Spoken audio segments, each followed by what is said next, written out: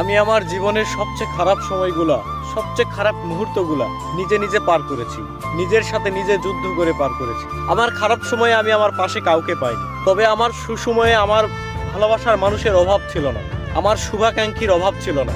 এত এত মানুষ, আমি একটা সময় মনে করতাম আমার জীবনে যখন কোনো বিপদ আপদ আসবে, যখন আমি কোনো খারাপ পরিস্থিতির মধ্যে পড়ব, তখন হয়তো তারা আমাকে সবটুকু দিয়ে আমার পাশে থাকবে, তারা বিনা স্বার্থে আমাকে ভালোবাসবে, আমার পাশে থাকবে। কিন্তু আমি ভুল ভেবেছিলাম। আসলে ভাই, এই স্বার্থের দুনিয়ায়, নিষ্ঠুর পৃথিবীতে আপনাকে কেউ স্বার্থ ছাড়া ভালোবাসে না। আপনি হয়তো এখন বুঝতেছেন না, কিন্তু আপনি যখন কোনো বিপদে পড়বেন তখন আপনি বুঝতে পারবেন আসলে আপনাকে স্বার্থ ছাড়া কে ভালোবাসে আর কে ভালোবাসে না।